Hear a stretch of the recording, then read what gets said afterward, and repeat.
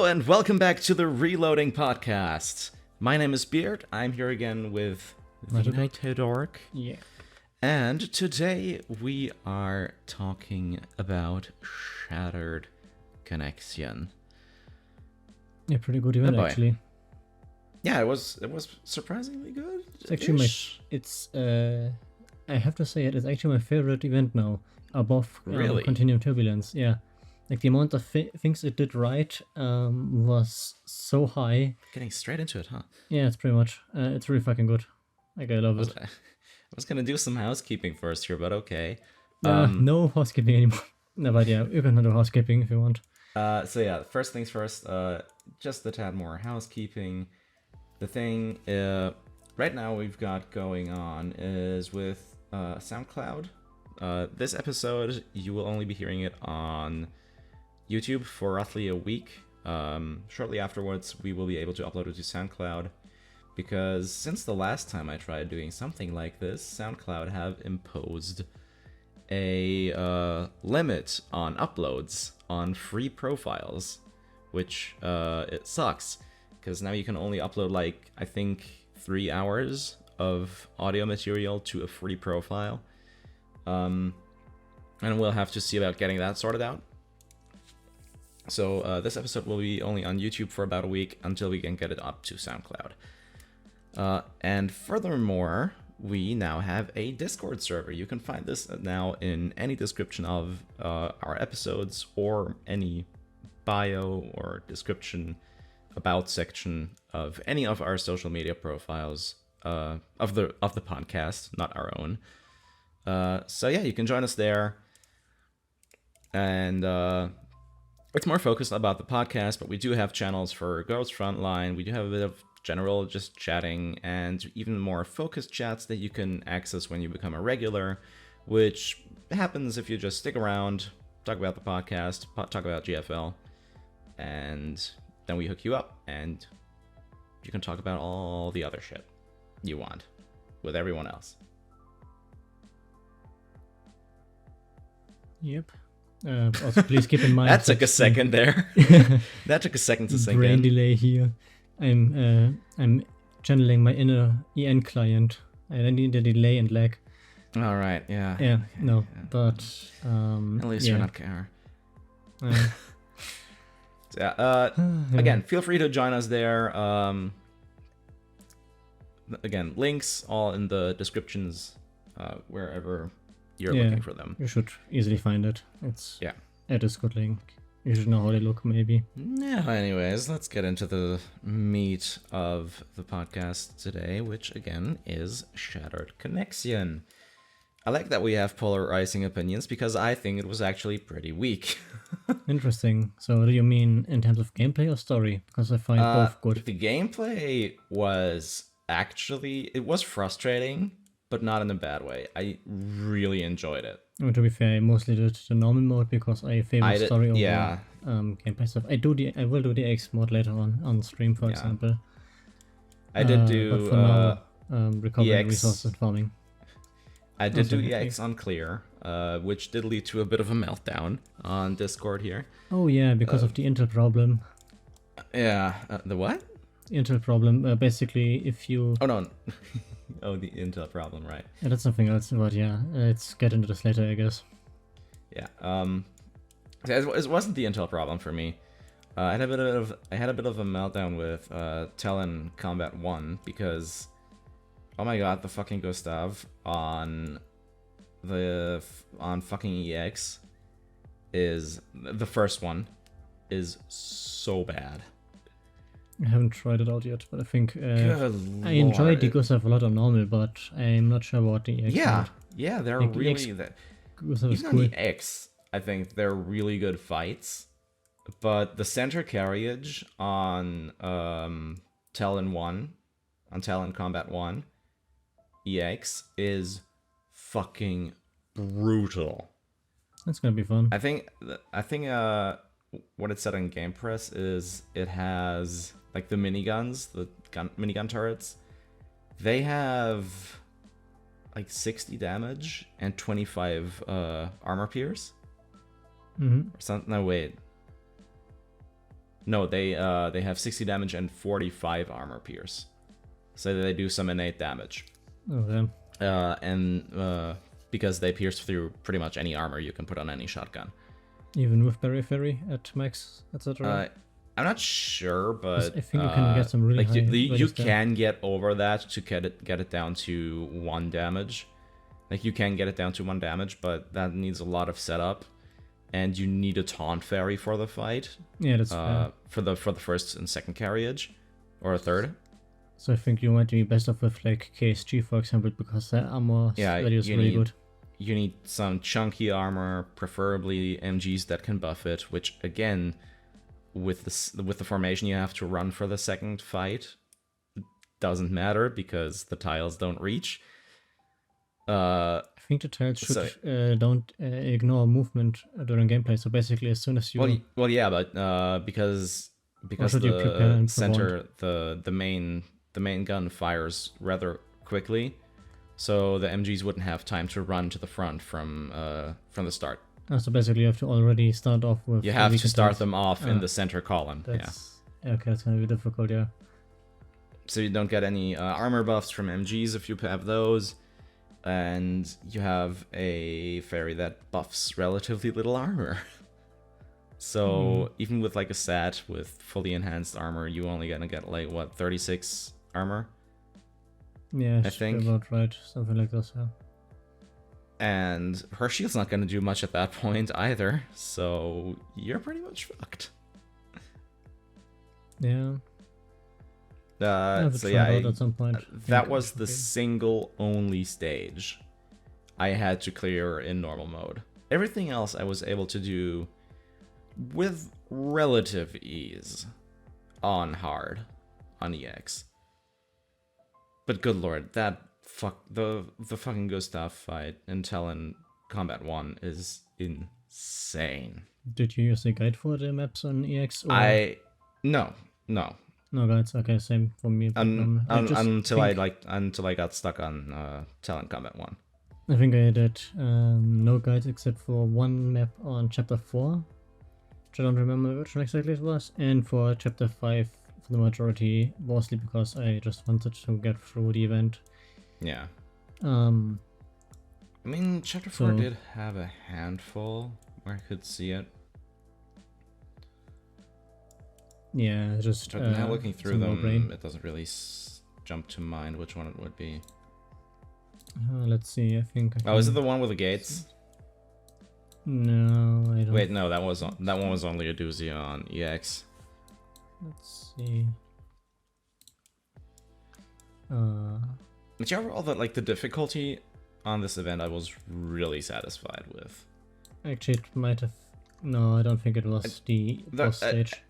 I will say I didn't play through everything on EX. I did my clear on EX, and then I went back. Usually, I went back for the intel on normal. I did the clear on EX, and then I did the other objective on normal. Actually, really like the intel system. The bug is a bit annoying, but overall, the idea of doing it is actually really cool. Yeah, I really like how they handled intel here. Things not time gated anymore, at least not to the same extent as an isomer. No, it was no time gates at all. No time gates for us. Yeah, for us. In the older servers, they had it that you could only collect so much intel every day again. But here, instead of the actual story, you only have the confidential stuff, like the confidential transmissions. Yeah, which are really cool in my opinion. Which is a super cool, way of having additional pieces of stuff. But something I do think they should have had on there is at least indicators of who is talking. I think they did it with, not like the actual characters or whatever. You can generally, if they want you to think of a character, you could tell which character was which. But sometimes the flow of the conversation didn't really fit to recognizing who was talking at what time. You mean like person A, person B, person A, person B, etc. Yeah. Yeah. That would have been a thing I think they should have included, because Sometimes it gets confusing, yeah. They were super hard to follow at times. Yeah. I think in general, like, the idea got across, but sometimes I was like, what? Okay, so this is now this one. Yeah. And I've already noticed some people misunderstanding certain recordings as like someone talking who wasn't actually talking. Yeah, yeah. Well, I do think that's kind of part of it, part of the idea, to be able to interpret a variety of characters into a variety of scenarios. Yeah, but I mean, for And example, William all of them being wouldn't be one. Huh? Sorry? I'd say William wouldn't be one that's talking in this case. So that would be... I don't think that would make sense in terms of like recordings and when they were made, etc. It depends, yeah. That's another thing, man. Because the recordings all exist kind of during the timeline of SC, so at that time, because the recordings are coming from Wave, it doesn't make sense for them to have any voice audio or voice from William ready. So that's why that doesn't make sense. I mean, Wave, they have the intel because that's their thing, right? Yeah.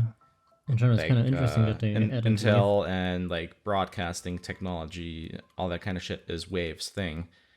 That's why they're on the HOCs, because all the data processing, all that kind of stuff is what they do together with IOP to bring us HOCs, right? Yeah. So I can see like them, like, why we're getting that intel, why they're gathering it, how they're gathering it, all that kind of makes sense. I don't know how William would fit in there, but I don't see why he wouldn't either. Yeah, I think it's just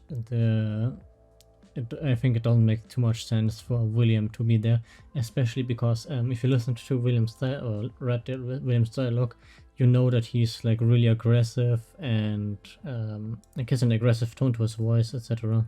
I actually haven't seen William yet. Or is there something for like example, right now about him?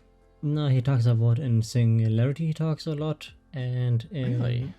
Izoma, right, with with Carter. Right, yeah. Yeah, and you notice his speaking style is like really aggressive, and it has like this kind of a not really how do you describe it, but yeah, it's not his style doesn't appear here. I will say though, I am. Oh, it's mocking. That's the word I was looking for.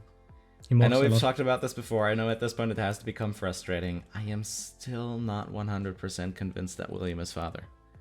William is... I'm pretty convinced that he is. I know it's pretty much anything or like everything but confirmed at this point. Yeah. But like, yeah, it's too clear. It just does not sit well with me. Like, I haven't seen him in Project Bakery Girl. That was a really mixed up one. I haven't seen him in Codename Bakery Girl yet. But I don't know. Something just doesn't sit right with me about the idea of him being father. I think it's pretty much because especially with his 19 Wish origin, and then later again working with the UNRC. It's like, I get it, but like Paradeus and both of the other factions he's worked with are so opposite. I don't see how that works. Yeah, it's quite interesting. I think like I can understand, like, oh yeah, you join the party, like that one party, to like make use of the resources and get access to the shit they're doing for your own gain, but even that has a bit of a limit, and doing that twice to such an extent over like the course of a century, basically. Yeah, what's pretty clear about William is that he's fucking crazy, and he has a lot of power. That's really clear. He's what? He has a lot of power, like influence. Yeah, like goddamn. That much is definitely clear. But again, I you're not gonna be able to convince me that he's father until it's like literally stated. I just imagine William being there, I'm father, and then you're like, nah, I still don't believe it. You're probably lying. No, even if oh god, I I mean, if it is like flat out stated, then sure, but we're not that quite at that point yet, because even Persica, with all her deduction, hasn't really been able to like fully put it down beyond reasonable doubt. Even for herself, it's just a theory. Yeah, but I think that's actually a really good thing to bring up is that you also still have your doubts about him being father, despite like there being so much information about it, which actually works in favor of like his mystery. But then it kind of feels like even though you have all this data, you're still like, I'm not sure. That's kind of a really good point, actually. Yeah, because again, it's just because of the two other factions he works with over time. Now, of course, at this point in the story, he hasn't worked with the UNRC yet. The UNRC doesn't even exist yet. But again, with 90 Wish on the block, I can see with how he's been kind of weird regarding 90 Wish with his research. I can maybe see that with them, he took that route of like kind of just being there to have access to the resources.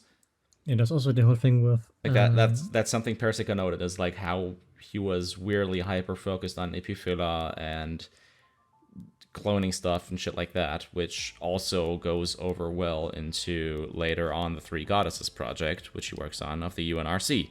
Yeah, I think the main point here is with the 90 Wish, that he does work with them, but he doesn't agree with the limitations on what they can do and what they can't do in terms of research, because he thinks like the morality of his research is like more important than human lives, for example. Yeah. So I think that's kind of where like the connection to 90 Wish makes a lot of sense. Yeah. Yeah. I also kind of enjoyed his refugee approach. I cannot like enjoy it as I endorse it, but rather the way they did it in terms of chapter 11 and into Shadow Connection. Because in chapter 11 you had like this kind of deal with where they talked about Paradeus using refugees and using those then, and it kind of felt like this vagueness of like maybe they're not too bad, but then comes SC and tells, oh no, they're fucking assholes, and I love it. Yeah. It's so good. It's really refreshing that William is so hateable with the whole Epiphyllum trap. It's great. Yeah. Yeah. I think at this point, the story really deserves a genuinely evil person. Yeah. The thing is, for me, with like Shadow Connection feels a bit like a filler, kind of almost, but not in a bad way. It's kind of filler in the sense that it's just setting up so much shit. Yeah, it really. I think if you know some details about Polarized Light, you can see how much they're just building towards Polarized Light, especially with the confidential information, confidential, whatever. I mean, yeah, those are mostly there just to offer more context, right? So Yeah, especially with the later ones, which are much more recent. Yeah, of course, you're gonna get a glimpse into the enemy's plans, which we do, especially really with cool, even Nemogen's flashback that we have with M4 regarding M16 and Elisa. Yeah, I think just it brings a lot of like just building towards what will come with Polarized Light. Yep, I think. Which, having seen the PV for Polarized Light, Jesus Christ, this is gonna be fun. Yeah, I just hope they do Polarized Light in EN correctly, because Polarized Light and Chapter 13 are the same event, just split into two parts because of Corona. I hope they really do it, that they push out Polarized, and then a week later Chapter 13 or so, like something like that. Do they pass right into each other or what? Yeah, I heard they're pretty much. I think it's kind of like that Polarized Light is chapter 1 to 3 of the event, and chapter 13 is 4 through 5 of the event. Yeah. I mean, that case, the only real. I mean, Shattered Connection was also split up, so Yeah, that's true. I mean, we for might or be able to. We might get Polarized Light in one fell swing. that'd be great. What I'm much more looking forward to is Sangui's capture. Get protocol assimilation up, because God, it's so much fun. It's gonna be interesting how Ian is going to implement it, taking the sweet time with it. Yeah, they're taking their sweet time with it. I mean, it's not on JP yet, I think. No, JP should have it, I think, but I haven't checked Really? it. I haven't seen anyone on the Dolphro Twitter side of things posting about it. Is it really on JP yet? I know they announced it for like the anniversary live stream. I haven't checked it again, but I might be wrong. Yeah, See on could be Co right. or something, but I think it's not in yet. They're also still waiting, I think. That's interesting, but that could be interesting. Give me a second here, girls. Nee, dolls frontline. Or not, girls frontline Japan. Yeah, that's what it's under in co-op for some reason. Oh god, it still has the old client screenshots. No, damn it. I want this UI back, god damn it. Yeah, I'm not gonna install this just to check on stream.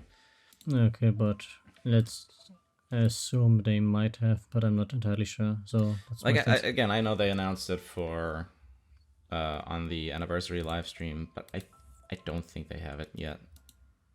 That would be it'd just be way too early to get it before Isomer. That's a good point, yeah. Because I think which Isomer just started today for them. Yeah, saw it.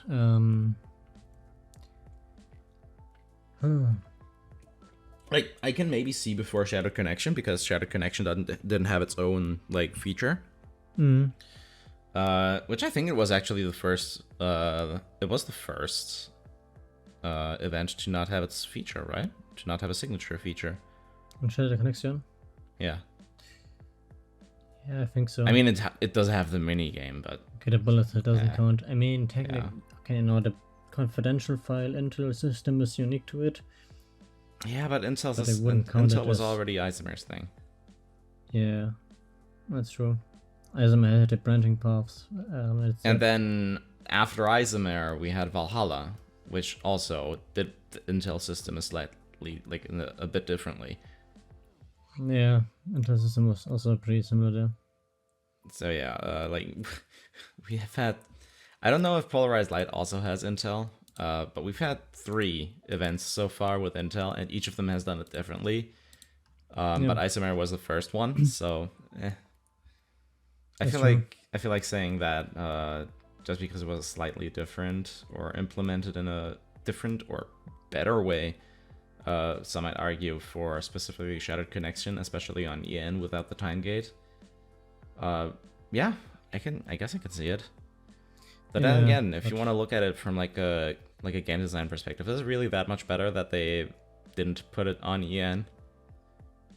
Because there's for every day, like for the older servers, I think the way they did it was that for Intel there was a cooldown, a daily cooldown on every map. Yeah, you can see it on the map. So you can only do like one of the objectives every day on each map, which means that each map, like at most, you would take 2 days to clear the event, which still isn't a lot. I took 3 days. But you know, if you were like stuck on an objective, etc., then you know, you could clear the rest and then come back later. Yep.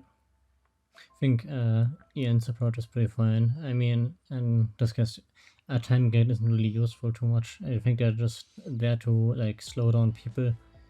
Well, yeah.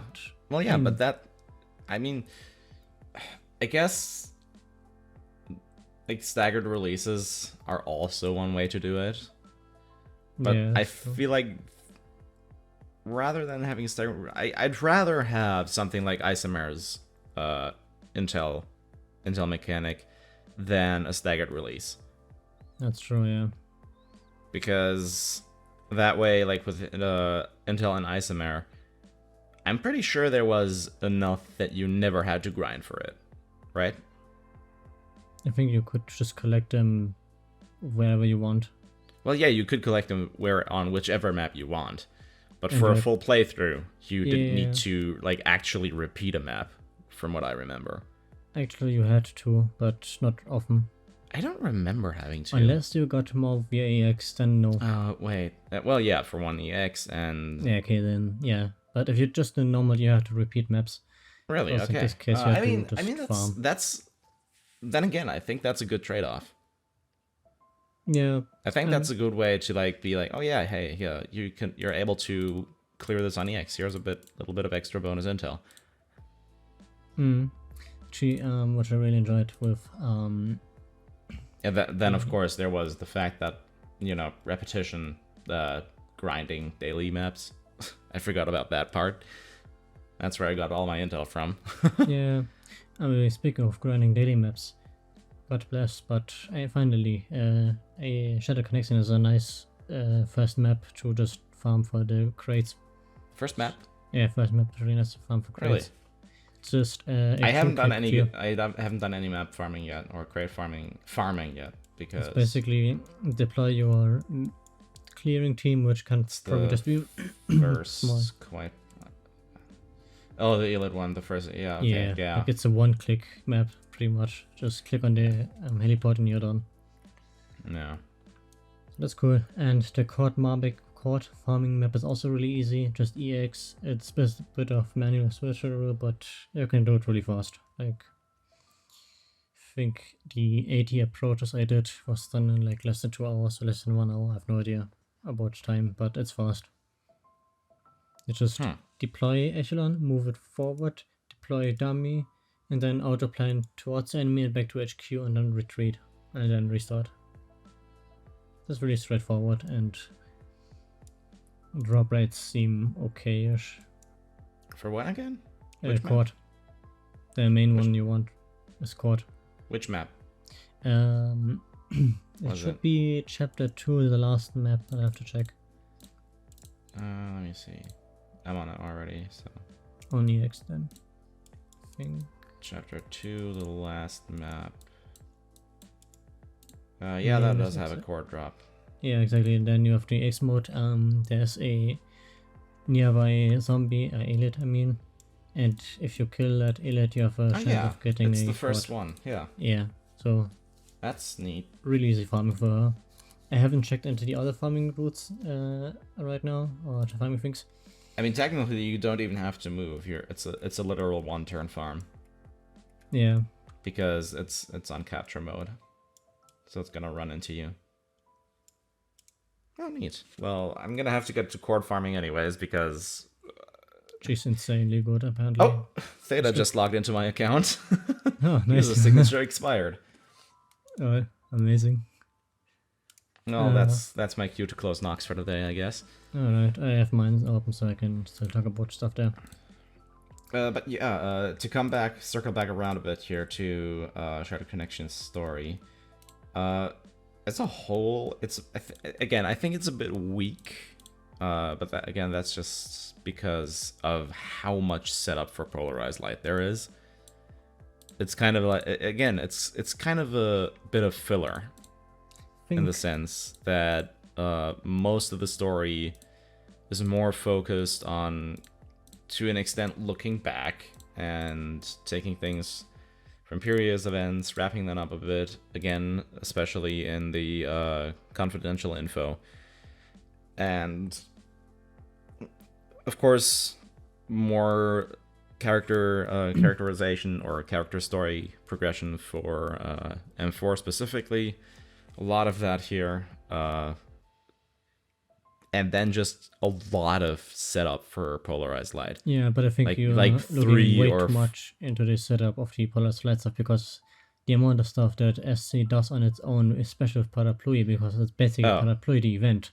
Yeah. Like, there's a fuck ton that does for the story itself already, so I don't think saying I it's don't. a I don't fill want is to. justifiable. I don't want to downplay the things that it does do, and I'd because it say does so many things really well. I think the biggest issue I have with Shattered Connection is the way it kind of doesn't end. Like you just go Yeah. into thing, it's amazing, and then you get almost no payoff. I think the Naito stuff they've did with the suicide loop, etc., and how they resolved that, or how they didn't resolve it, what I said. Like there was still some emotional payoff there, but it didn't feel like it had any real closure. Yeah. Well, yeah, because then afterwards you still have the KCSEO to worry about. Yeah, I think the KCCO stuff was the inclusion via doing it where they entered via the confidential messages, for example, mostly, where you could kind of hear how they're approaching you. Like that was really well done, but having it done so that like after the emotional highlight, in my opinion, with how they got M4 out, etc. Yeah. And having then the KCL stuff after this was kind of like Yeah. It was. like, it wasn't ideal because I feel like at that point you just like kind of expected like a great emotional scene, then you just Yeah, for one, you were either expecting things to go more into the emotional direction or to have to pretty much almost already end there. yeah. It kind of like it kind of overstayed its welcome on that part. Like if they just had like, because I think to not overstay its welcome, you would have had to like cut chapter 5 straight in half. Yeah, Because something like I that, know yeah. they did a like, oh yeah, there's a second train coming, because of course they want to show, oh yeah, with all this new, like all these new units and the military stronger now, that kind of shit. Of course, I totally get that. Like they're throwing everything they have at this operation. Yep. Actually, I one I, thing I that do see why they had to include that second train, but I think for the pacing, it's the worst thing they've done in the entire event, because yeah, that's one thing Chapter 5 feels twice as long as it needs to be. I think one of the issues I had with Chapter 5 is Yegor was missing. Which I think Yeah. Yegor could have been such an interesting character here because if you look at his motivations and how he works as a character, he really does not like T-Dolls, and the mechanization process of the army with all the units, it would be really fucking cool to like see Yegor's reaction or opinion on like how he feels about those heavily mechanized and units, because I think he really would not like it. Can't see him enjoying this.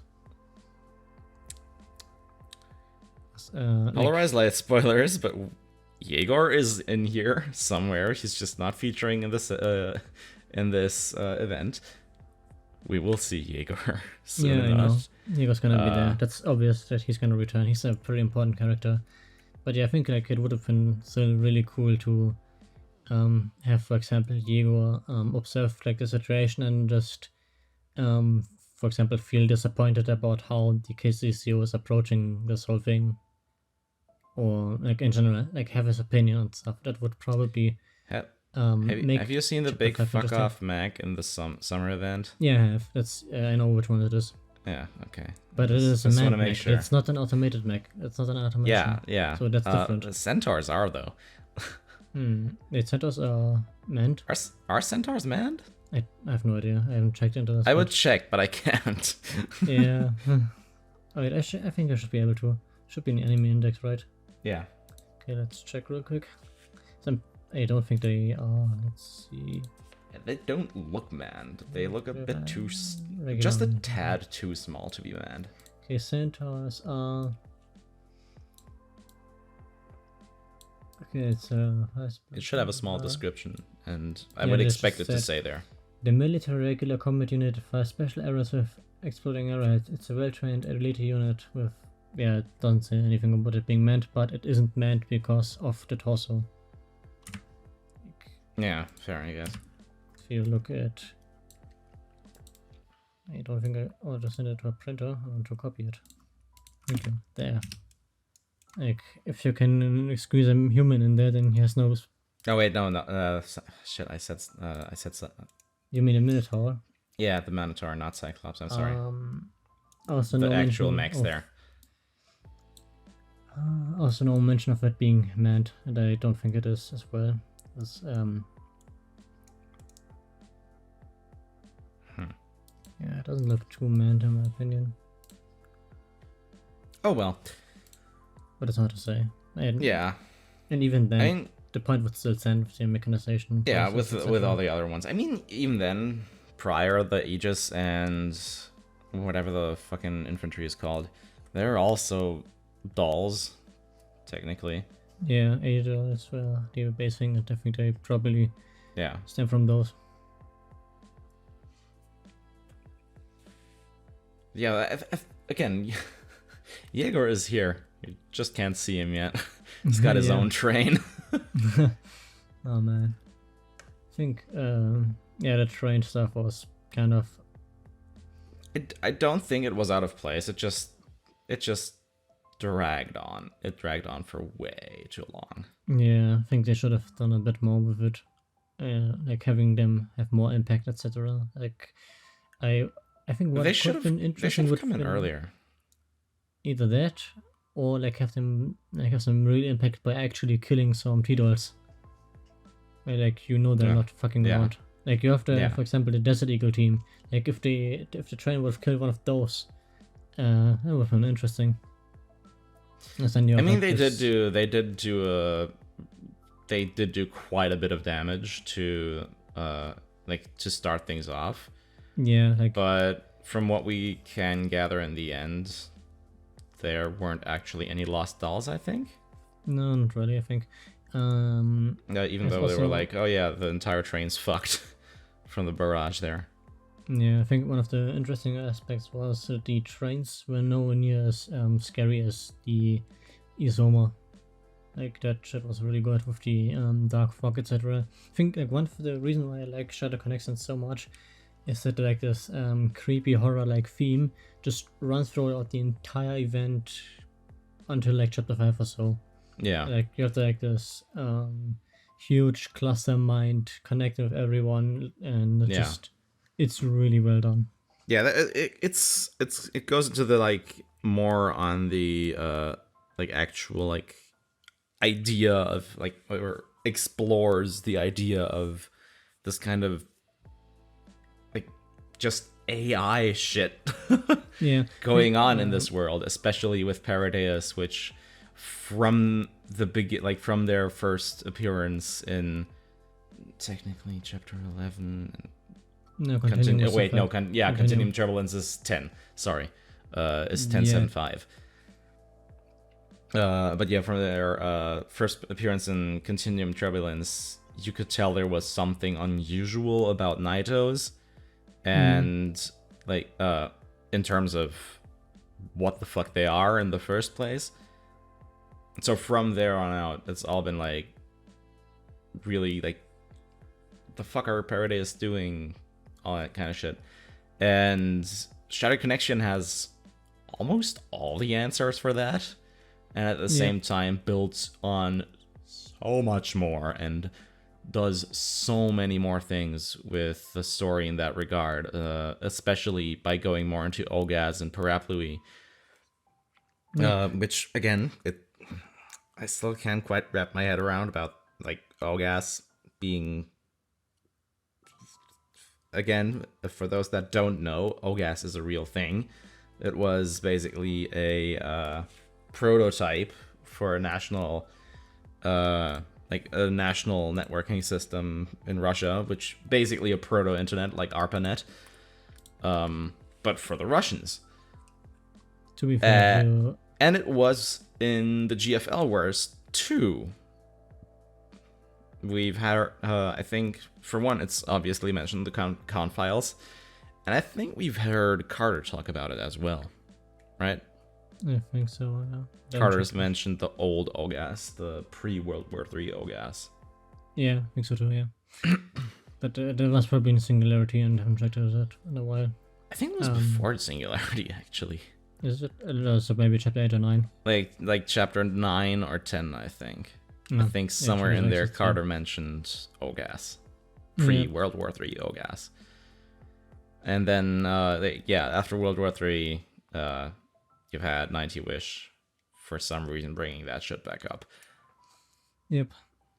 I think also speaking of Ogas and Parapluie, the twist was really well done actually. I think like how they build up towards it. The twist that Ogas and that Parapluie is an Ogas installation program.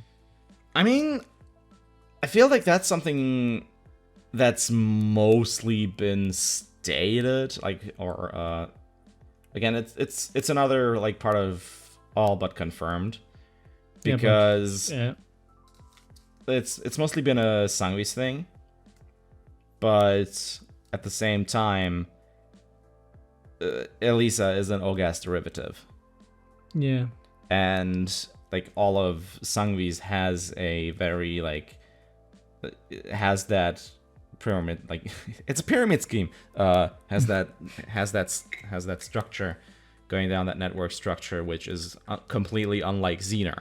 So seeing how the difference is coming in through between Sangvis and Gryffindors, with Gryffindors running on Xenar, while Sangvis have this like sub-delegation of tasks with a very different network structure, and with Elisa running on Ogas, or pretty much running on Ogas, which we find out in chapter 10, I think.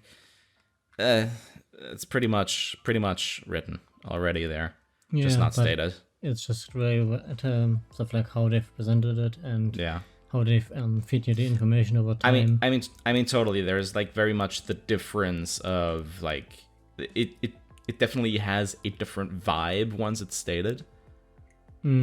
Like once they say, "Oh yeah, Parapluie basically just turns you like changes the network you run on, basically, and that's pretty much it."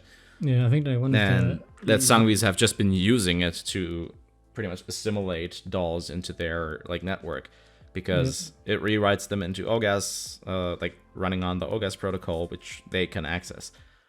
Which actually would then probably explain how later on the Sangvis capture is going to work, because it makes sense that they know probably just reverse engineer that stuff.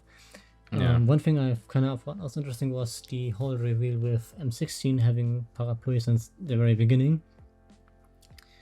I mean, I mean, I guess it depends where you put down, quote unquote, the very beginning. Yeah, but it's clear that she had Parapluie before the events of chapter 8. Yeah, like that's kind of what they revealed. Yeah, that would probably be the actual point. But like, I think there's still like a bit of question that could be put up there. But I know that's just me being skeptical again. Overly. Wasn't it like that M16 had contact with EOB45 in Operation Butterfly, and there she already had a was carrying Parapluie. I think that's kind of how it worked. Who was? M16 and UMB45 and Operation Butterfly have met. Oh, 45. I don't actually know. Was she? Did 45 carry Parapluie? Yes, not 45. M16. Remember. M16 would have carried Parapluie. Oh, and 45. Yeah, okay. Yeah. 45 noticed. Yeah, exactly. And kind of like something with UMB40. And I think that's kind of since when she had. So M16 had Parapluie since Operation Butterfly, or before that. At least. Yeah. Yeah, at least since Butterfly. I don't know. At that point, it's kind of hard to like wrap my head around, because even like Persica would have known, right? Persica would have probably known if she does know, but or what? Maybe Persica did know, but she had her hands bound. Yeah, but even if like she was like in chapter 8. When she was interacting with M16 or 9. I don't really know anymore. It was in chapter 8 and 9 both. Chapter 9 emergency, I think, was the end. When she went back to the butterfly site, right? Mm-hmm. Like even then, Persico was still really like, yo, you really want to do this?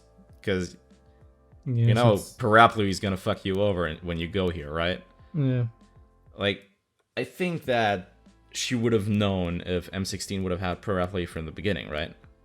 That's the thing. And, It's and kind at of that hard point, to- it would have been kind of irrelevant whether she went there or not. Yeah. I mean, it Unless you want to depends go on- like, oh yeah, well, if she, it like shit's gonna accelerate if you're there. But Yeah. at that point, she was already in enemy territory, so it would have fucked her anyways, one way or another, which is why she actually went through with it. So I Yeah, feel like but- there's a bit of you a have to- retconning going on actually, here. You have to remember in Izumo, M16 had the voices as well, so she is Ogres compatible.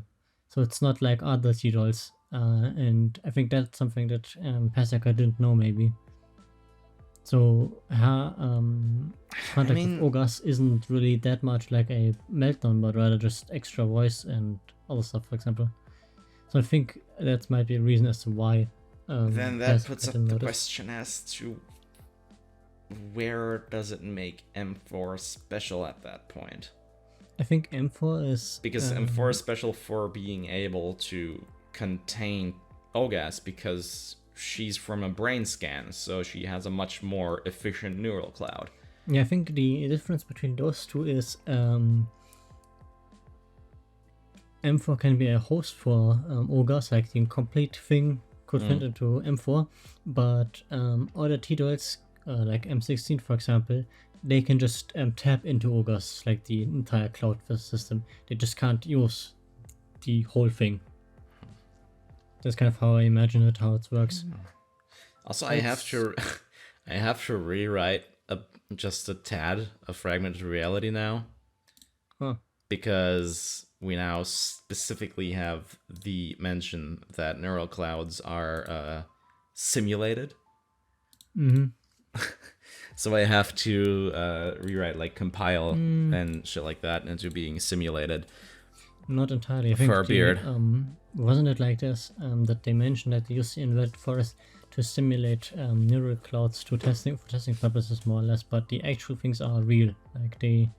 Well, yeah, but simulations. they're from, like, simulated neural structures. Oh yeah, that's true. Yeah. That's what they said. Like, they simulate a brain structure to Yeah. create neural clouds. And that's why M4 is so much more efficient, because she's from a straight up scan, right? I think that's actually a really cool point which they made is with the inverted forest and the whole thing of like how infinite is. I think I have the feeling they made it as like kind of a commentary on how vast the imagination of a child is, and that's kind of why they use a child and why it's so good. I can see that. I can see that. Like that's could have been Something I can interesting get down feeling. with. Yeah. But I don't know. Something about the entire chosen one, all the like the isomer plot, or the isomers, like looking for M4, kind of struck me as off still, because I don't know. It was all just kind of weird and puzzling. It does feed into that like horror, almost like horror-like air that you mentioned. Yeah, because I think like Izuma is like your action chase scene, where Shadow Connection is like your slow brewing horror movie. Yeah, right. I don't know, man. Something just kind of was off for that, which also just plays into Shadow Connection being like I feel less favorable towards it, not because it had bad story or anything. I'm not saying that it felt off in like a horror kind of way, but something just didn't sit well with me because it just didn't really feel. It felt kind of out of place for GFL almost, right? It would make sense to have like some weird shit happening in an abandoned city, especially one that was previously a capital like Tallinn, which is the capital of Estonia. But it's like I don't know. I think it's just kind of weird. if you read chapter 8 Night, for example, you know that like horror I have thing is, not. Okay, horror thing I've been is stuck very on chapter 8 prevalent. Night for a long time. I just haven't tried yet. But yeah, that also has like a horror theming, and in general, I think like the reason why it works for me is because it gives Paradies a different vibe from Sanguis Ferry and KCCO. Yeah, Like, I mean, Sanguis Ferry feels more intriguing and depressing now, kind of. Like, where you're not sure, like, or not depressing, but how to tell how I feel exactly about Sanguis Ferry as like a general theme. KCCO, it's definitely more like towards the hatred side, and like you kind of have like this kind of rivalry going on there. yeah. With Paradeus, it's like this creepy, depressing kind of deal. Yeah, but Paradius. I mean, honestly though, I think that's been mostly there from the beginning with them. Yeah, it's just solid. Paradius kind of have that, like, they just have that off-putting vibe, like with all, like, even with their even if you like their SDs, like the not even the full like design, like the character or unit designs, even just the SDs, you can tell something is off about them. Yep, I think this is one detail I really enjoyed, which I wasn't sure. Probably can check it there. Can I? I don't know. Okay, no, I can't. But one thing I really enjoyed is the heavy thriller units. Like if you oh yeah, the gunner. Like if you shoot them and they fall over, they have a hole in the head. Wait, what? And they have a hole in the head. I mean, yeah, pretty much all the new units do, right? They're all kind of like the almost undead kind of rundown visual. Yeah. I'm pretty sure they all have like some sort of broken thing about them. Which just goes further to support the idea that they're literally undead. Yep, like just again, once more, kind of similar to Naitos as well. Well, Naitos are probably not particularly undead.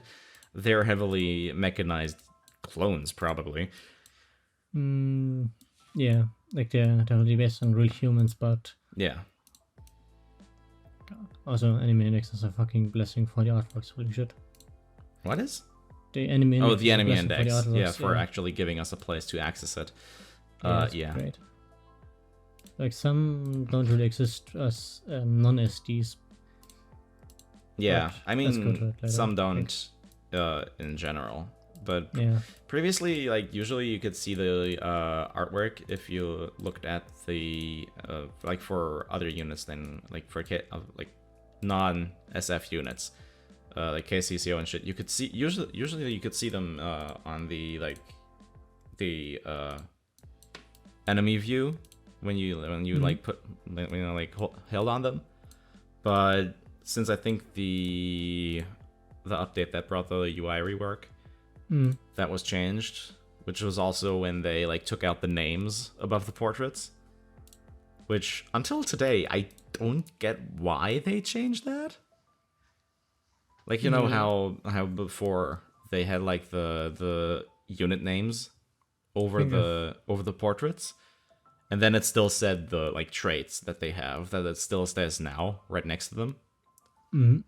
I think I haven't looked into the enemy index before that time, so I can't the enemy index didn't even exist then. Oh yeah, that's true. The enemy index is from the most recent update only. Since the client upgrade. Yeah, the most recent one. Yep. The new client. But that's pretty cool. Theta thought of wearing the slut shirt, the Valhalla slut shirt. Well. I just saw it on my other stream. Okay. Speaking of started connection, and so let's just have to talk about obviously the Izoma and the Naitos, which I think. Oh, sorry. Yeah, I think they did a really good job of those Naitos because like how they connected it to the other 4 Naitos previously, Naito Black, Polabe, Miraculous, and Nemogen. Like how they connected that with like the whole riddle kind of thing, and then when she Yeah. asks, "Are you the fifth?" It was really cool, well made, and I think I Yeah. also like the whole suicide loop they've got there going. Yeah. Where like you I have like this whole thing with Palade already telling them that they kind of just want to be appreciated by the father, and then you have Yeah. like this is abandoned city Tallinn, where they just have a bunch of Niters roaming around, just constantly dying, and one Nito just cannot get out of this loop, and just Yeah. never gets the death wish she wants. Yeah. Yeah, Like, there's like this cool unsettling vibe to it, because it feels Yeah. like It also feels like the cult-like vibe yeah, that definitely. Paradius has from the start, especially with, of course, with their logo, with the with their Freemasonry symbolism and Yeah. everything. And also how It kind the of also entire- feels like it just feeds that vibe, like 'cause also that you just get from Paradius, just that yeah, uneasy, again, kind of occult-like vibe. And just that something about these things is off. yeah, I think it's also really well made with the Epiphyllum blooming thing, where like the way they talk about Epiphyllum, especially Paradeus and I think Nemogen, as a when she gets into an Izuma state, more or less. Yeah. They talk about it very poetically, like really the way they describe it is quite beautiful actually. But they use it to mass murder refugees, and I think that's kind of similar to real life cults, where they get into like your typical lesser, well, not lesser, but yeah, people that aren't doing so well. Like these easily get into like actual real cults, and then you have like your typical suicide cults, or yeah, for example, the Japanese train attacks with the gas, with the toxic gas, for example. Like, it kind of has like those you vibes mean for me. You mean I think so. Let's check. I think that there was like the train. Yeah, attack. yeah, the 95 attacks. Yeah, those. Shirinkyo, yeah. Or Yeah, like- Shinrikyo. There we go. Mhm. Like that kind of vibe is what I'm getting from Yeah. Paradius. I think that's kind of what they were going for, especially with Isomer. Yeah, I think in general, they really do a good job at like the terrorist aspect of Paradios, because in I forgot the name already. In Izoma, you had like the front on with the trucks like rushing straight into the crowds, Yeah. and into like the buildings, and where they like shot the ambassador, I think. Yeah. And there already a system where like they have like this frontal approach, and in Shadow Connection you had more of the psychological approach on how they're getting into like the refugees' minds and like abusing their helplessness. And then even with Continuum Turbulence, you have the whole abduction shit. Yeah, that's true. Like with the interrogations and stuff. Yeah, they're doing an extremely good job at introducing Paradius. Also, one thing I kind of liked a lot was Sanguis Ferry and how they're being like kind of reconnected into the story. Like it doesn't feel like one thing I feared was that Sanguis Ferry would kind of just get pushed to the side, kind of. Yeah. But that's not really the case. Like with the Overs protocol, Elisa and M16 showing up, etc. They do still have a bit of relevance, but I do think they have taken a bit of too much of a backseat, honestly. I think even if we again, I think this spoilers. Kind of sorry, but even looking forward into the future, like protocol assimilation is literally like as a mechanic is literally just cleaning up the leftover scraps of Sungvis. Oh yeah, that's true. But I think in a case, because at that point it's like, what's even left for Sungvis? Yeah, not much. But I think like what they're doing well is that Sungvis comes to a completion. That's fine by me. Like it's cool that they actually have an arc, kind of like. Well, yeah, obviously, but it's still like at that point it's still that worry, like where to go from there, because I mean dual randomness has a lot apparently with Sungvis, or at least does it? Architect and Geiger showed up and have some stuff there, so it's not like completely gone there. Well, yeah, but I think like what I enjoy about it is that Parodius gets like all the screen time, Yeah. but Sangwest gets like all these huge moments and plot twists, etc., tied to them. Where like you will learn a lot about Paradeus, I mean, and Sangwest has like all this cool stuff there to to them be fair, even with the if we ogres. do lose Sangvis, they're still a huge player because of their involvement in the butterfly incident. Yeah, for example. That's something So, you cannot ignore. Lyko was chief engineer at Sangvis. mhm. So even if they kind of phase into the background of the story in general, they still play a huge part. Yeah, like they've And already made their mark there, and like I you can tell. I do think that the end point of the GFL story will be like the resolution of the butterfly incident. Yeah, that would make sense. That's probably like because pretty much everything revolves right around, right? The Yeah. hunt for the nodes, UMP's character arc, technically M4's character arc to an extent, because like just through her connection to Persica. Mm-hmm. And then again, of course, for Persica herself with Lyko. And Yeah. even if you look at Javier, who is now our main contractor, from what I can tell, has investment into it as well, because Yeah, it's general. I think it's a lot SF about like is the, IOP's main competitor, even now. Yep. I think in general it's like the resolution of like what the fuck 90 wish actually wanted there. Where are think you in pulling general 90 Wish from again? 90 wish because Lyko and Persica, etc. Well, yeah, they're part of, yeah, okay, I guess. Yeah, and I think pretty sure that William has like something to do with the butterfly internet as well. So Yeah, probably. I mean, kind of interesting. seeing how they're all kind of after the same thing, like that is assuming again if William is father, then they're all after the same thing mostly. Yep. And like given, and they're also all after, like they all have the same motivation around Lunasia. Mm. So it's like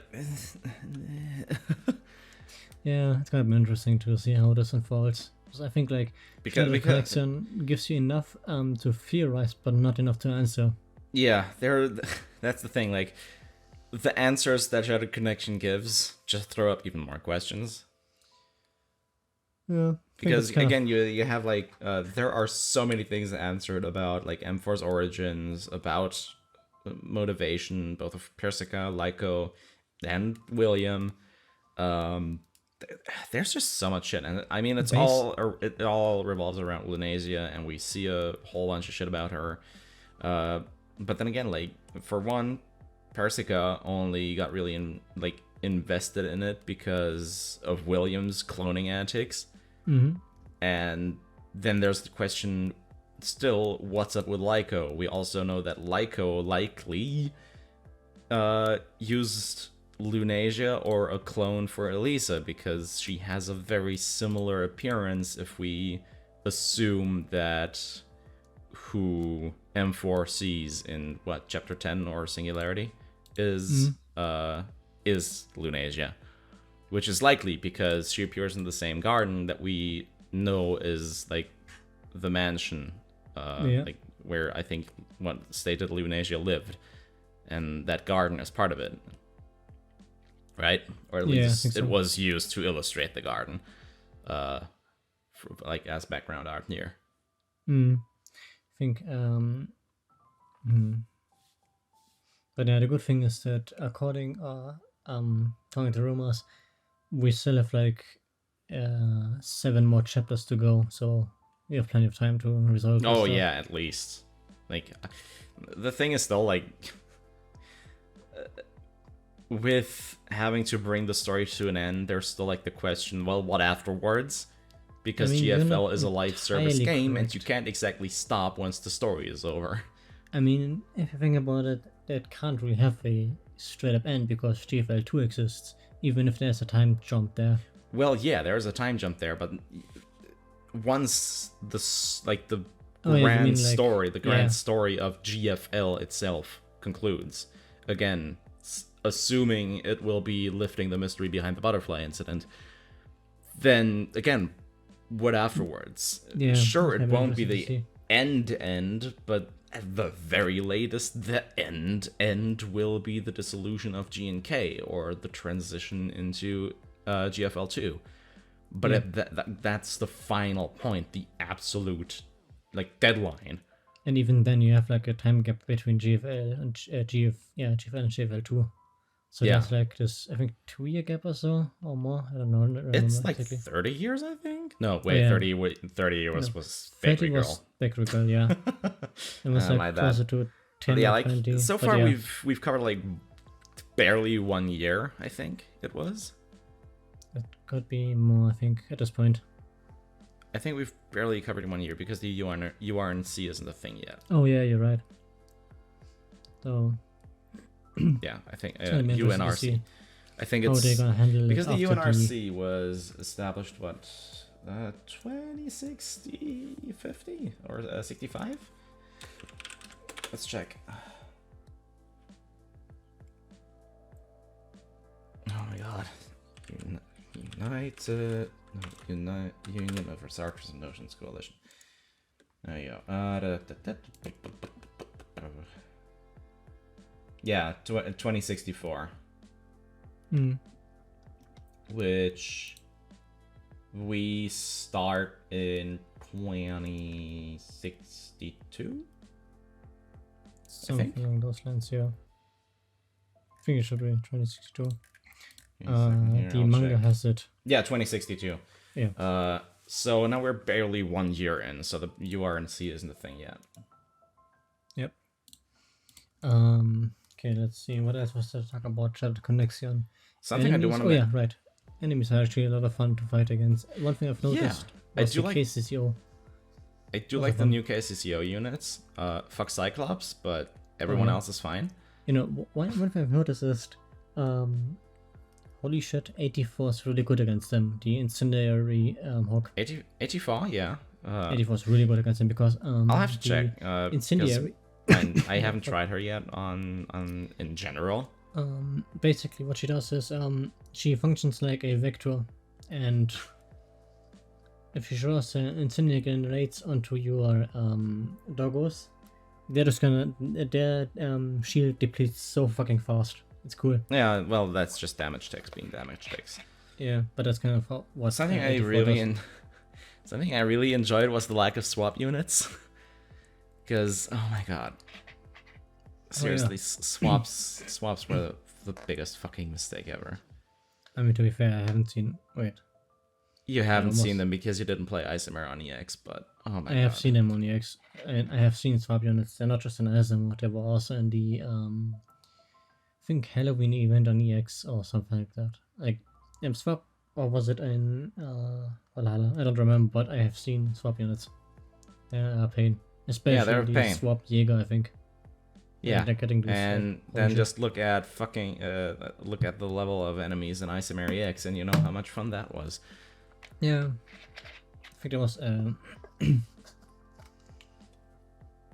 Oh yeah, I remember now why I saw the EX swap units is because I wanted to fight a knight on EX, but there was some swap units on the way there, so that's why. Yeah, they're horrible. Again, I was really glad that the only swap units in this event were prowlers, because they basically don't change except for being beefier. Oh, yep. I think from the new enemies you have the Centaur, okay, I can just open up the enemy index to make more sense. So Yeah. yeah, god damn it, where is it? Thank you. Gladiator, which is the big white walking guy. Patroller is this four-legged thing. The gunner is like the heavy straylet. Yeah. The abandoned Isomer is one of my favorites because I'm biased. Pixis is the turret. Oh god, fuck the Pixis, yeah. Turret is pain in the ass. The failed Isomer, okay, I don't really count that one as much. Okay, no, it actually does, because I get clones your units if it stuns them. So basically, if it stuns a handgun, you get niters of handguns. It's cool. Yeah, yeah. You have the research center that spawns like all those mini things. That was kind of fine, I guess. Yeah. Centaurus, the archer things. Was a those pain are- to go against with an AR SMG. Found that out the hard way. Yeah, the archer, the Centaurus, those are fine in my opinion. They're annoying. Yeah. They're also Like you death kind of- stacks. So that alone should probably say enough about them. And then you also have like your doggos. I talked about already. Like you don't do much with except for standing in the way and blocking. So I think those work really well with enemy hawks together. Yeah, the dogs were they're really good, well-designed enemies. Minotaurs are like your big fucking Yeah, dumbos. the beefy boys. And then there's And they also defense. I think one thing I really enjoyed about the KCCO enemy design is that they're all really defensive and focus around the hawk systems. Yeah. Like basically you, the hawk, have a benefit against them because you can just rush down the defenses faster, and they themselves have a benefit because you kind of need to get rid of them fast. Yeah, they stall you, right? Yep.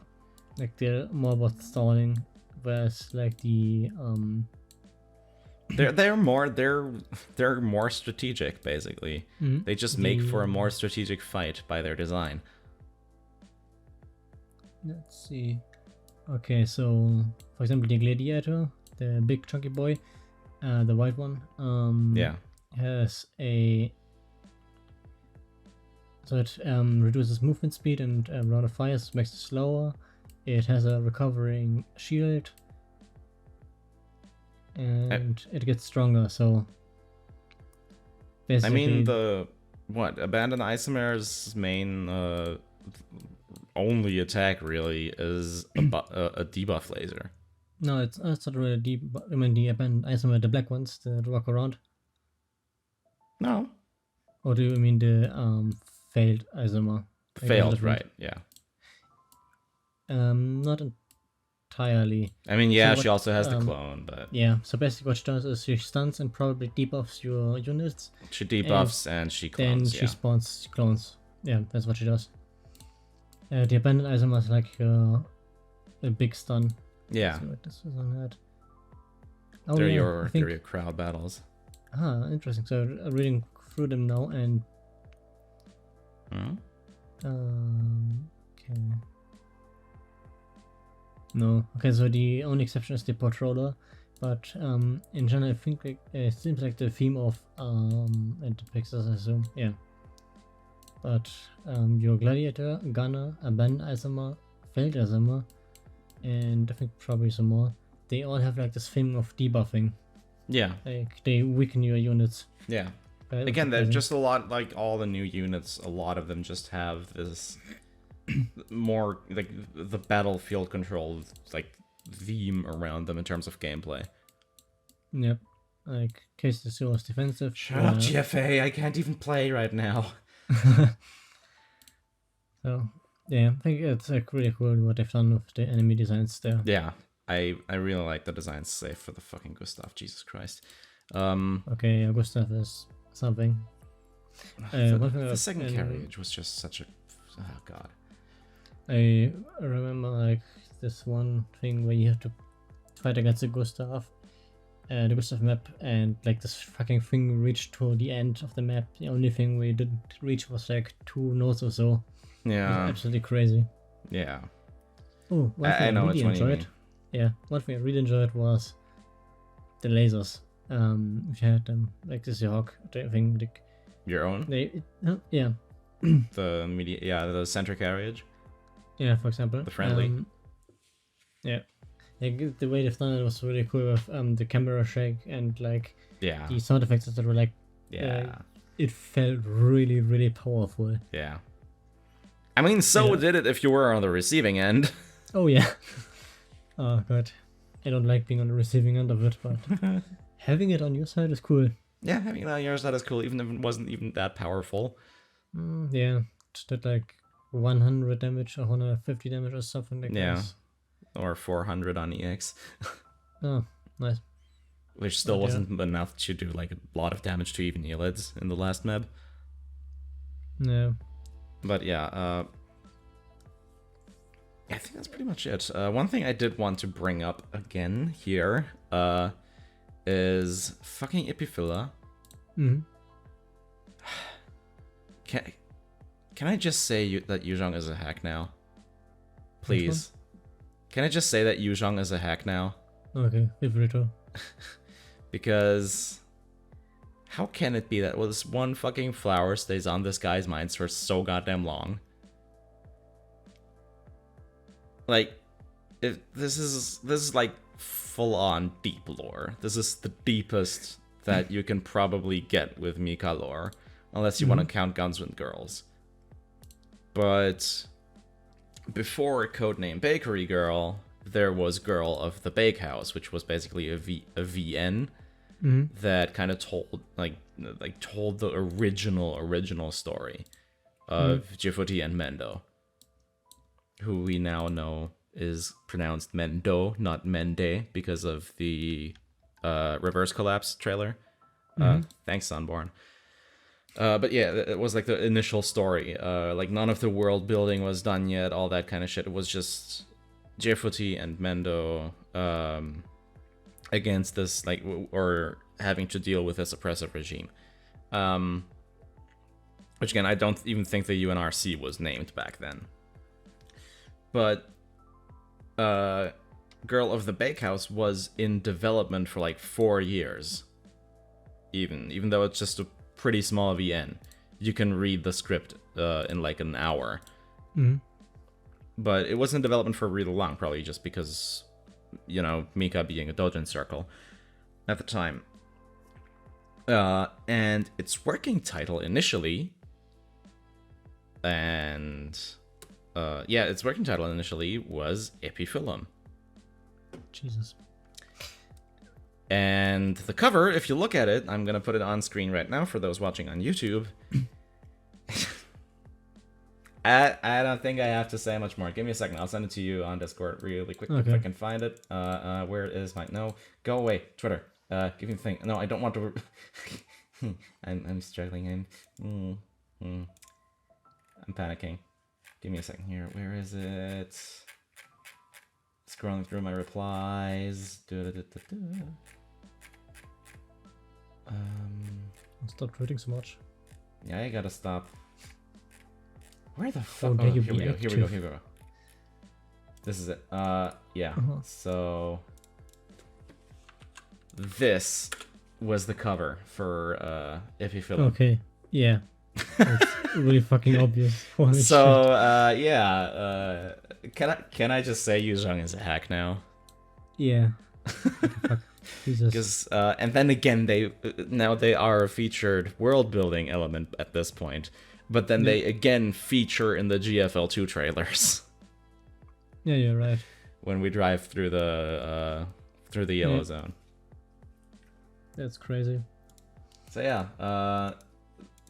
this one like almost hinging world build, the one hinging world building element of this entire event has been in Yuzhong's mind since 2004.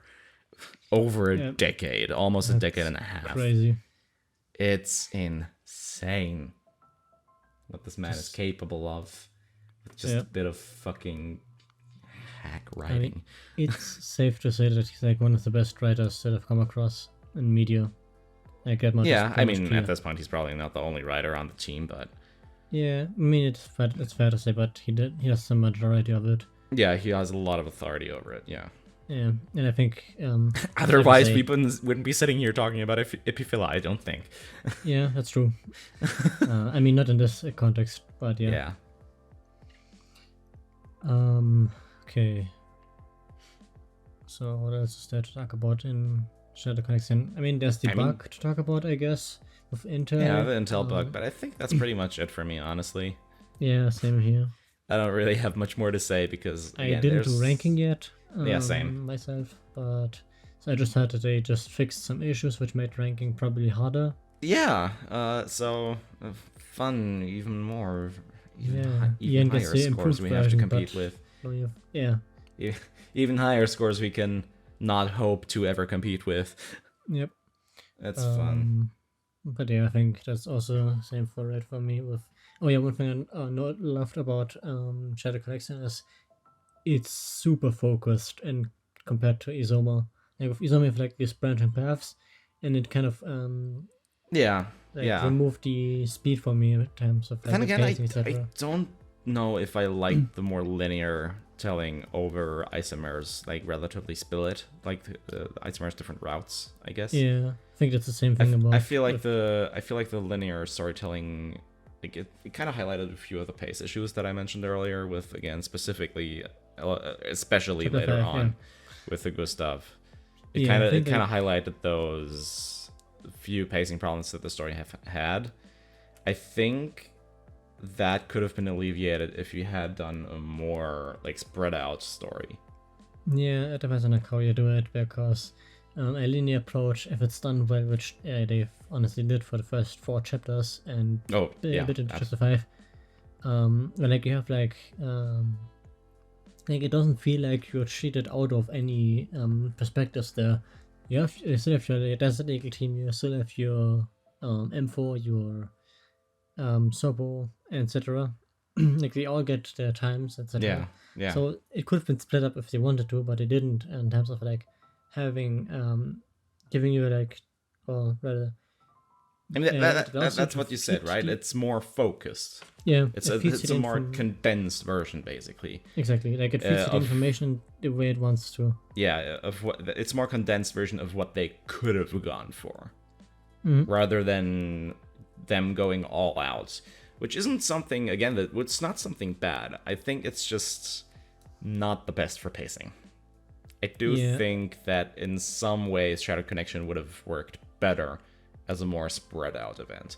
I think what I would have agreed with It might have, is if they did the KCCO section of the confidential files as like separate things again once more. So basically you have your yeah, main basically just a storyline, separate your route. Yeah, confidential files, and then you have the KCCO approach. there were like So two, again with the KCO, there were like two stories running parallel with M4, right? M4 was yeah, kind off doing her thing while S or G and K were in the meantime fighting off the KCCO. yeah, exactly, kind of that way. So yeah, at that time you could have definitely done a bit of like splitting timelines or splitting paths. Yeah, But I do think, like, especially also earlier on, I do think like you could have done a bit of AR team stuff. You could have done the G and K echelon stuff. You could have, like, Team Desert Eagle. You could have done a bit of 404 stuff. yeah, but I feel All like in this on their case, separate paths, I think. yeah, in this case, I think like it's a you could have, but you didn't have to. Like it wouldn't have. You been didn't too have much. to, no, totally not. But I do think that it could have done for the better experience. I will have to say that maybe I didn't enjoy it quite as much because I kind of rushed through it to get like to finish the event for this recording. Maybe it's been because I rushed through it, but I still took my time and read everything. Absolutely, I made sure to read everything in order. I didn't like grab Okay, it's not like I really made sure to difficult. get all the intel, get all the confidential information, all in order, chronologically. So I experienced the whole thing properly and took it all in. But maybe I just rushed through it a bit too much fast It's hard to to. I mean, be like enjoy it real. That it's hard to say after the fact, without having experienced it the other way, like the slower like I in a said, slower I way. feel like it's kind of the same issue as with continuum tablets for you. I feel like, but like both Shadow Connection and continuum tablets are very similar, like how linear they are and how much they cache on of the previous event. Yeah, well, with Continuum Rebellions, my issue was that, I mean, I specifically cited 404, but it was just the issue that it was relatively, like, it was relatively strict. The gameplay on Shadow, or on Continuum Turbulence was also, in some parts, bone-smashingly hard, especially in, like, Chapter 3. And yeah, I don't know. For Shadow Connection though, it was mostly just that, like, I don't want to say like a lot of it felt superfluous, Mhm. but like kind of to that point. Like by chapter 3, I feel like I could have, like by the middle of chapter 3, I feel I could have also been at the end of chapter 4 in terms of the pacing, right? I feel like that whole shit could have been condensed together a bit more. Yeah. If you're already going a linear route, right? Yep. If we had taken a bit more spread out, like Isomer, then I would have totally sat through more of this. I could have sat through like 10 chapters if we had a split storyline, and like actually spend time in those storylines, fleshing things out a bit, right? Yep. With like AR team defending the station, and then you have Team Desert Eagle exploring Talon a bit, trying to find out what the fuck is going on here while having their neural clouds jammed halfway, and 404 being on the heels of AR team doing their surveillance shit, and then later on the KCCO coming in, M4 going off with OGAS, all that kind of shit. There are so many things that are happening at once here that you could totally fill a multi-path event for at least twice as long. What I would agree with is split around chapter 3 or so, and then like you get more details, and at some point it just splits up the story. Like that would be a way to do it. I guess, well. yeah. But unless we just got the linear thing, and in all honesty, it's mostly just the second Gustav fights, etc. that just give issues there. Yeah. For what we do have, it's mostly just KCCO, yeah. Yep. And I do feel also a tad bit of dallying around with M4, but whatever. That stuff mostly works anyways. I just feel like it just overstays its welcome for just a tiny bit in like every story section. Like in every story mission, it kind of overstays its welcome for just a tad too long. Yeah, speaking of story sections, one thing I really enjoyed about Shadow Connection as well is it actually felt like the story parts were long enough to warrant the map clears. Because sometimes like in Singularity especially, you clear the map and it's just like, I don't know, 3 lines of dialogue. Just one short quip of story and on to the next one. Shadow Connection, like you have like these blocks that like really important every time you progress. Which I think I really enjoyed that. And the maps weren't like the maps had some good meat on them as well. Like I've played. It might have been due to a slight misunderstanding of the map, but I don't. Which one was it? I posted it earlier. Isomer 2, which I think was the final map of Chapter 4. On EX, that shit for one of the objectives took me 46 turns. Oh god. Because again, I messed up here and there, so it took me a lot longer than it could have taken. But you know, I mean, why didn't you just restart? Because I knew what I was doing. I just had to do it correctly, and it was like resettable within the run. That's fair. I was doing I was going for the Isomer fight. So I had to do the fight. I already did the capture in the run, in my clear run. And I wanted to do it on EX because I knew I could do it. What I didn't know is that you could get like the gunner echelon in the back that's around with Isomer. You could delete that by going on the radar. But to do that, you had to lure out one of the doppers, so that you could go on the radar and not get your ass kicked by them. So I didn't know that, so I dallied around with luring the gunner off, then airdropping a dummy echelon onto the helipad, moving another one in, getting an HOC in, and then tackling the Isomer, failing.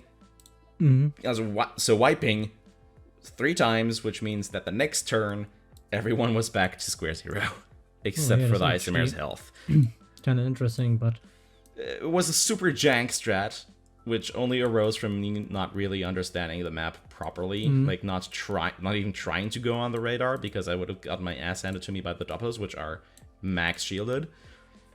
And all that shit. So yeah. Oh, what the fuck? This subway setup is brutal. It's like a group of thrillets, a doppel, then a group of thrillets, and then another doppel. Yeah. And all max Yeah. shielded. Goddamn. Yeah. One thing I think is really interesting to see, or maybe I'm misremembering, but I don't think the normal mode had any doppels at all. Huh. Interesting.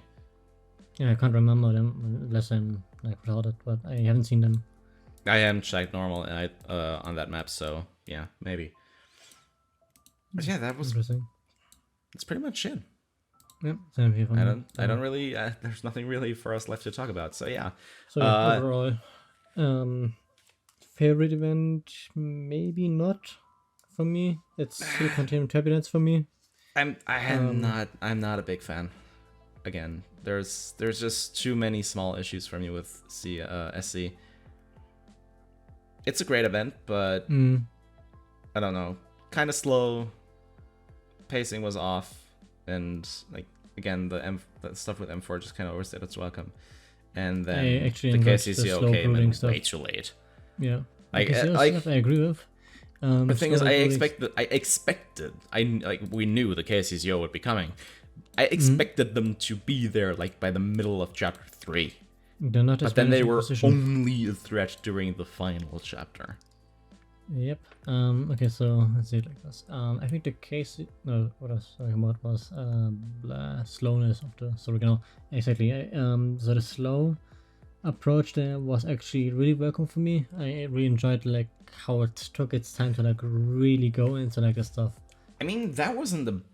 I don't feel like that was the bad part. Again, I just feel like it dragged on a bit too much. Yeah, it's just it's mostly chapter 5 that dragged on. Yeah. Yeah, fair.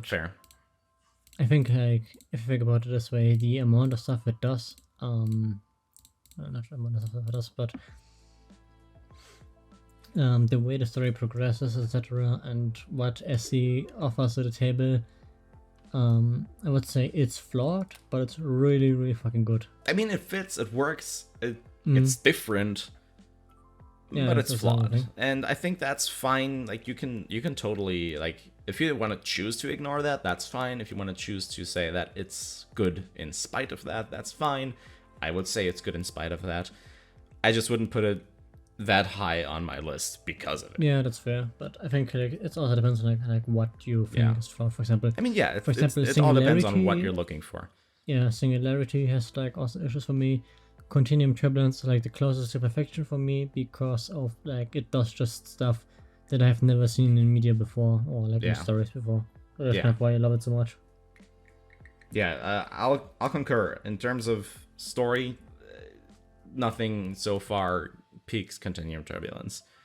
Even though I would say that personally I like Isomer better, even in terms of story, but in just trying to look at writing and everything, Continuum Turbulence does so much, it's insane.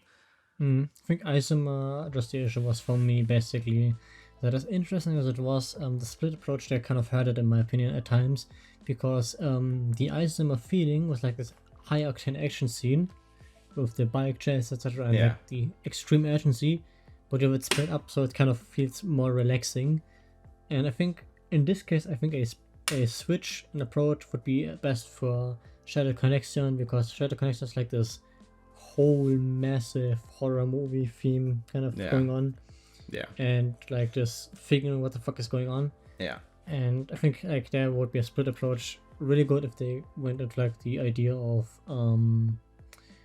how the various factions feel about this whole thing going on and their feelings about it. Like there with the slow approach of Shadow Connection, the split approach would have worked better in this case, yeah. Well, at this point we're kind of retreading, so yeah, we are definitely. So let's probably call it here. So again, for those who are still here around watching, feel free again to join us on Discord. The links are all down in the description. Otherwise, we hope to see you in another 2 weeks' time. Yeah, so yeah. Also feel free to message me on Twitter, etc. I'm just very active there, so. Yeah, obviously. That's just, follow all the social media accounts. Links are in the description. So yeah, Also, again, just a bit of an invitation to those. At this point, we are fully open to guests. If you want to come on, just shoot us a DM and we'll set things up. And until then, have a good one. Yep, see you.